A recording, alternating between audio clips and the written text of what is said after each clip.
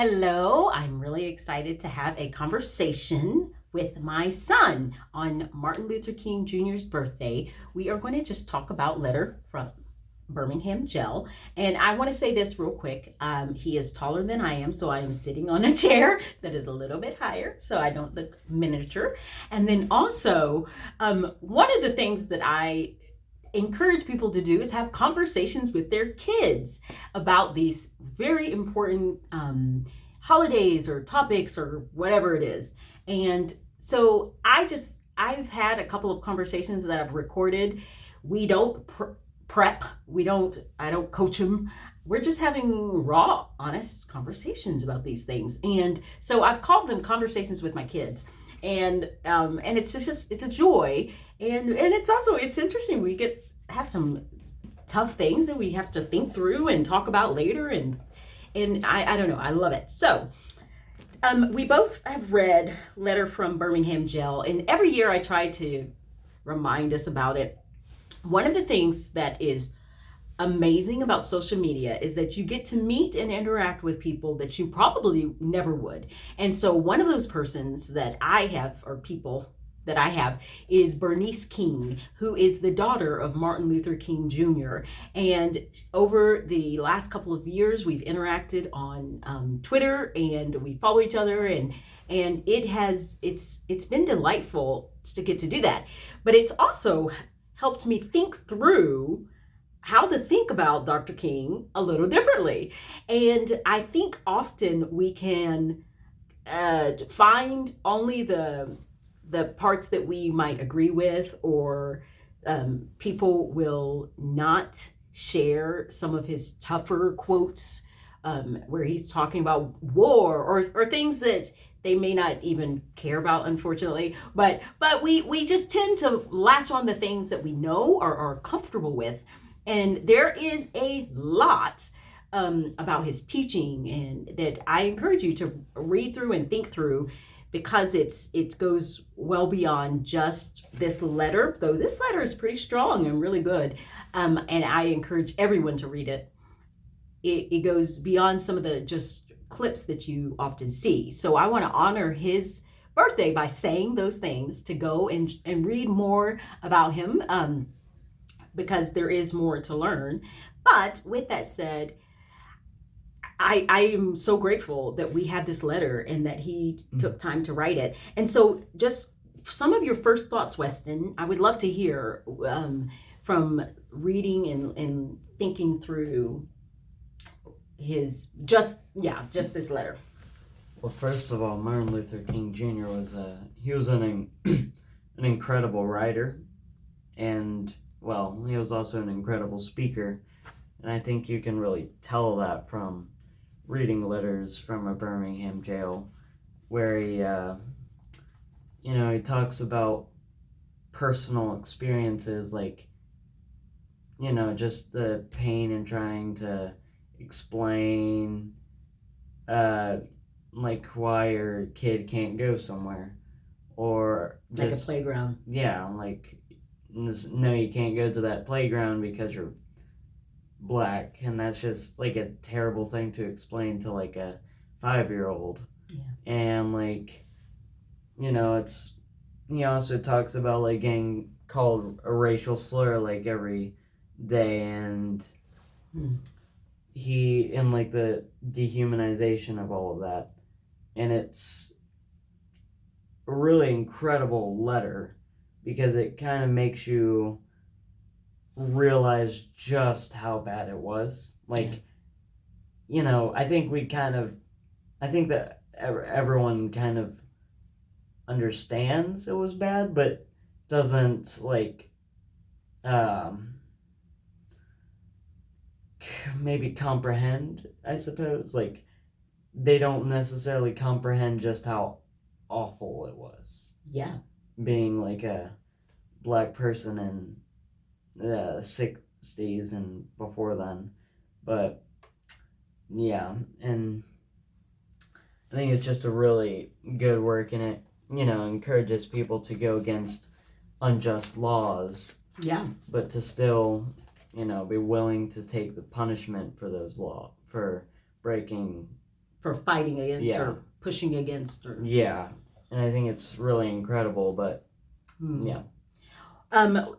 One of the things that's quoted often, and I'm going to read it here, or at least part of it is moreover, I am cognizant of the interrelatedness of all communities and states. I cannot sit idly by in Atlanta and not be concerned about what happens in Birmingham. Injustice anywhere is a threat to justice everywhere. And I just think there's such a neighborly love in those words. Mm-hmm. And where do we see it? We see it like, when people are talking about international things like genocide in other countries, people will say, like, injustice somewhere, anywhere is injustice everywhere. So we should care. We should care about the plight of our neighbors. We should care about the pain and suffering that's going on around us. We shouldn't just sit idly by, but there can be a temptation in our culture to do this. But where I see it is in the great commandment to love our neighbor as ourselves. Love God, love our neighbor. And this is kind of like that neighborly love. You rejoice with those who rejoice. You mourn with those who mourn. And so you don't sit idly by. We press into that. Have you ever seen that or experienced that at your own school? Where you've seen injustice and either you've spoken up against it or you've seen other people do that? To an extent, certainly, I think. Yeah, injustice is a strong word. Where maybe someone's said something racist or something. Yeah. Or just inappropriate. Yes, I've noticed like people.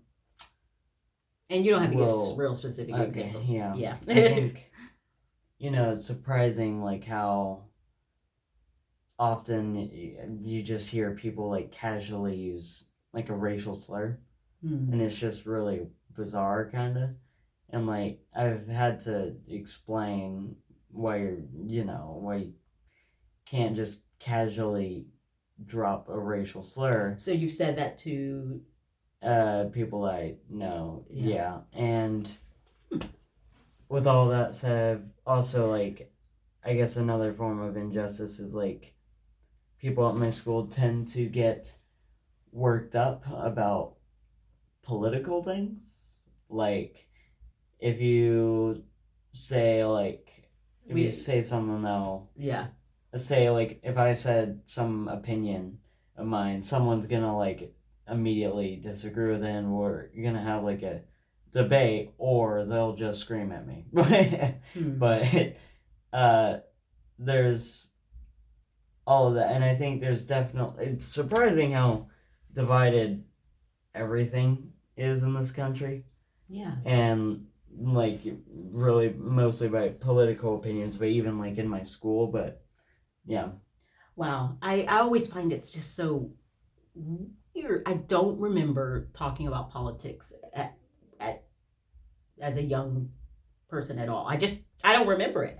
But that doesn't mean it's just we're in a different age where awareness, and I think the internet is, which we've already had that conversation before. But it's hard, but I'm glad that, because a part of loving our neighbor is speaking up. So I'm glad that you are correcting when you hear something that's not loving to a neighbor, or just down, it's sin, it's wrong. You just don't do that. Yeah. Those things. And so it's as hard as that is, and as isolating as that might feel. Well, I guess I'm making an assumption. Do you feel like, no, this is just right? But is it ever hard to speak up when you see something that's wrong, that someone's treating a neighbor wrong? I think sometimes. I think just because it doesn't happen that much, I haven't had to deal with it that much. But I think if I were facing a situation like that, I imagine it would actually be kind of hard for me to speak up, just because like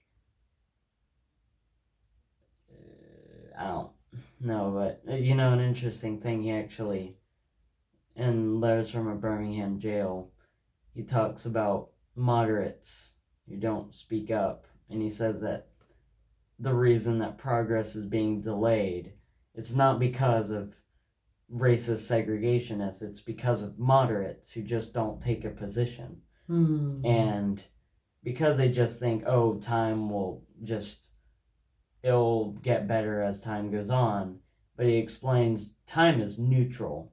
So it's just as it goes on, it's not just going to get better because of time. It's going to get better because of hardworking people. That's really good. That's a word. That's it. You know what I mean? Like, Yeah. like you silence is complicit. You gotta. There's a point where I believe prayer is powerful. So you pray, and that's a part of the action. You also act with your feet, and they act by kneeling, and there's a lot of yeah. That's I think that's our light. It fell. We'll ignore that, but that. Yeah, I think that's very powerful. We want to wrap this up soon. Another thing that I found just so not just convicting but convincing and powerful is that they were tired and weary and they kept fighting.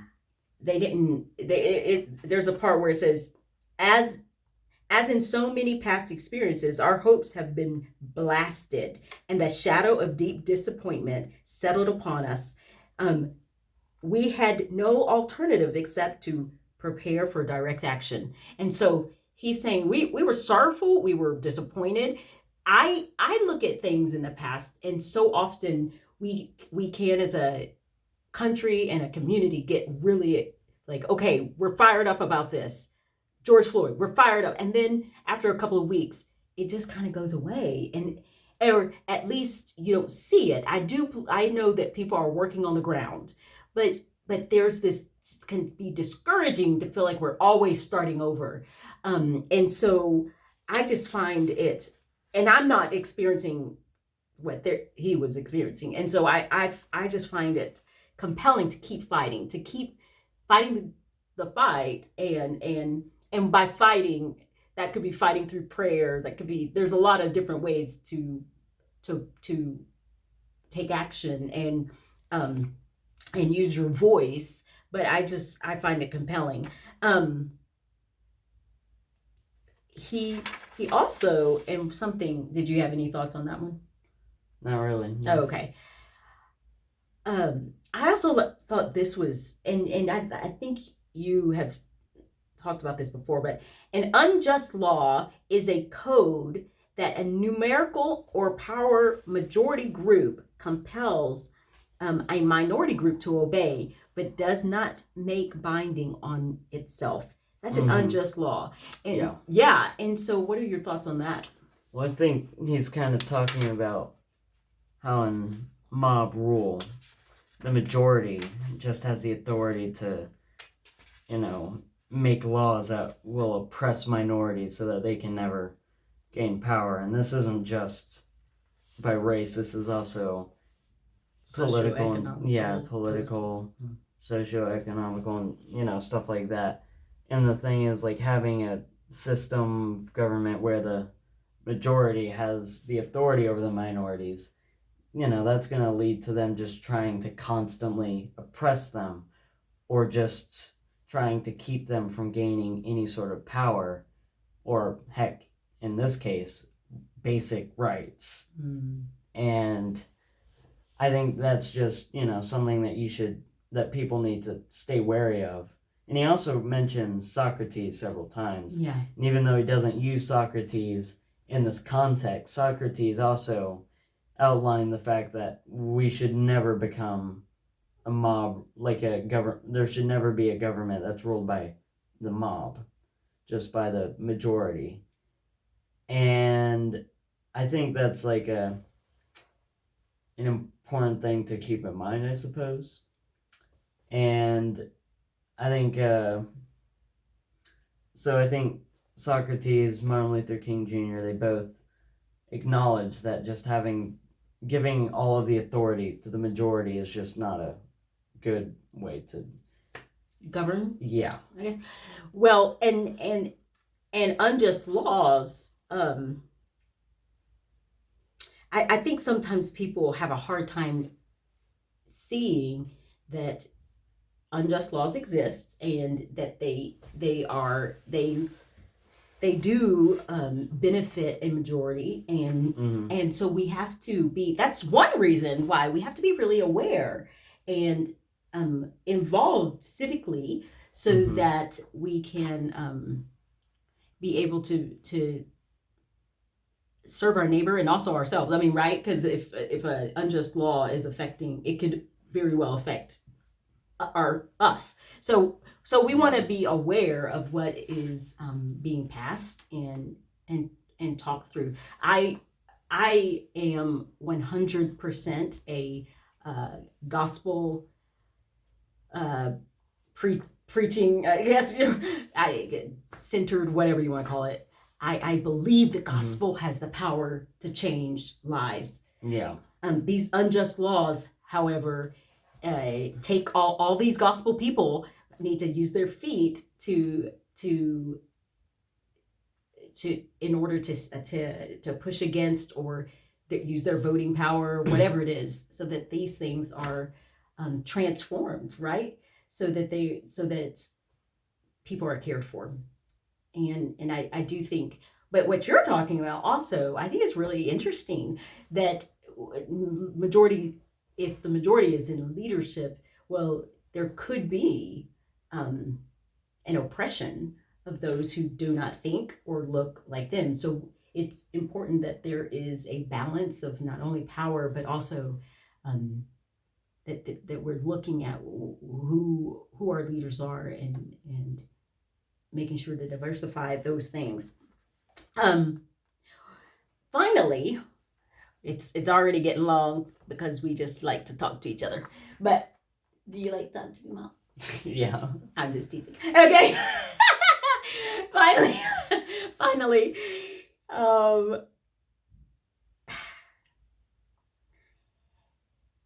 King loved people. I mean, he loved the people who. There is a call for us to love enemies, to love people who hate us, and we. That doesn't mean that we are. He wasn't a doormat. That doesn't mean that we're run over like a doormat. That doesn't mean that we. But when I give an account before God, it matters how I treated those who were against me, and I'm going to pray for justice. I'm praying that God is just, which may mean, that it may mean wrath. So that's up to God. But at the end of this letter, King writes that I hope this letter finds you strong in the faith. So he's praying that they are strong in the faith. These people who essentially have been quiet or against him. I also hope that circumstances will soon make it possible for me to meet each of you, not as integrationists or a civil rights leader, but as a fellow clergyman and a Christian brother. There was something about it. He's like, I am made in the image of God. I am a brother in Christ. The veil of hostility has been broken down in the body of Jesus Christ, and I hope to meet with you as such. And the humanizing, whatever you want to call it, honoring of a person that he desired, he did. And that kind of love that he, like, love your neighbor, see me as God sees me, he did, he exercised. So I just find it convicting and compelling. His whole message, I don't know, I just think there's some things about it that makes me want to be better and ultimately more like Jesus. I mean, he's writing from prison. It reminds me of Paul writing church, in prison to the churches and while being persecuted.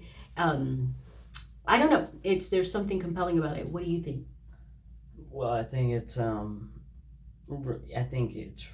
really good. The fact they, treated treated people around him well, treated them, how they want, how he wishes to be treated, like that phrase you hear all the time. But I think he was definitely a good man, like outside of just his beliefs and outside of his want for justice and outside of his civil rights leadership. He was a good man just in general.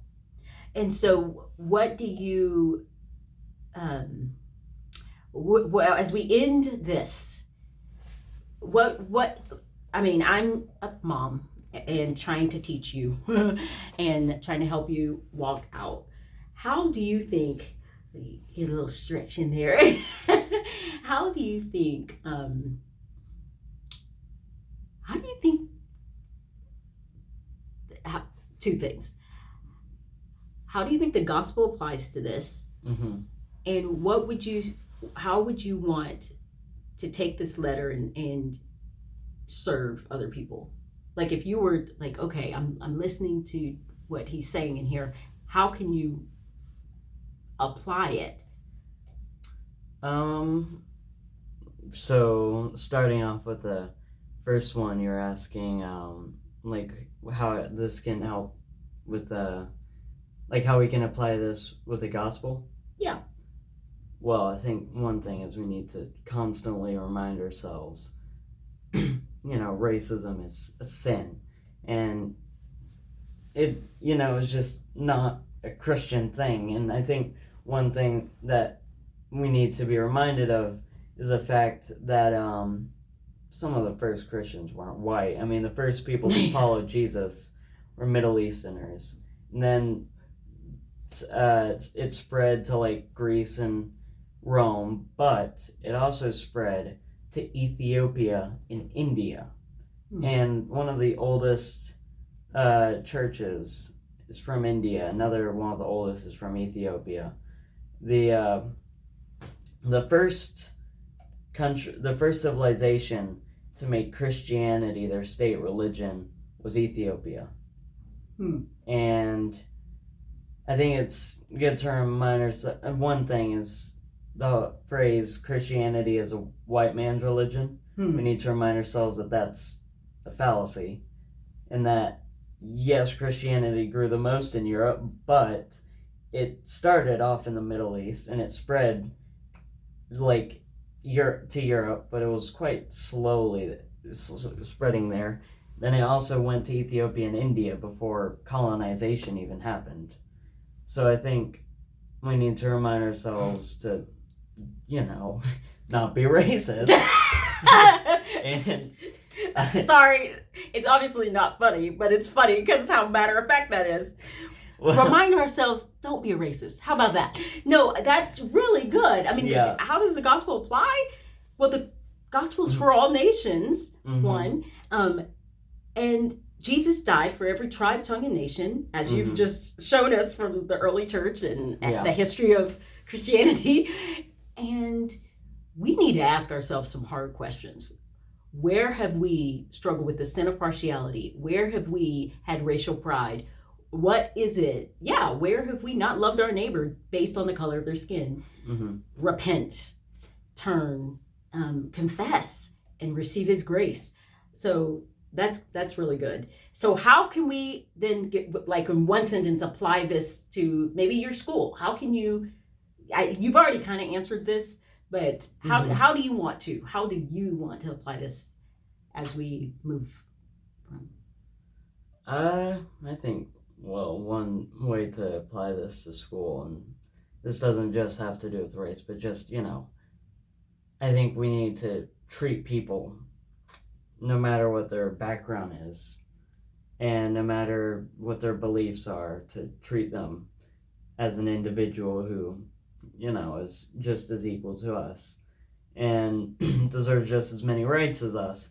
And I think we should, if they are bullied, whatever they're being bullied for, we should step up and defend them. And,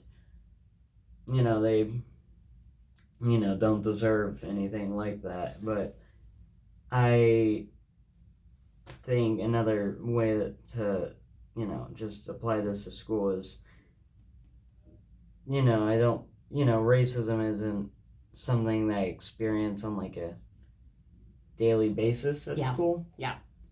I mean, I'm gonna hear like a racist joke every now and then, which is wrong. Yeah, and then, or I'll hear like another thing. I guess this isn't necessarily racist, but people just assuming that I'm like Mexican. Yeah. Which I guess isn't necessarily racist, but I think it's not good to make assumptions about people based on the way that they look. And like, making assumptions about someone's background based on the way they look can also lead to, making assumptions about how they behave. Yeah. And that is a problem. That is a problem. But yeah. That's really good. Well, that's conversations with my kids, with my Weston, who is 14 and a joy to raise. And so, guys, thank you. I know this is kind of fun and different, and you're just a joy. So, guys, and he also has a YouTube history channel. What is it called? Weston the Historian. Weston the Historian. Yeah. Yeah. And so you can check out his YouTube channel. But thank you so much for joining us. See ya.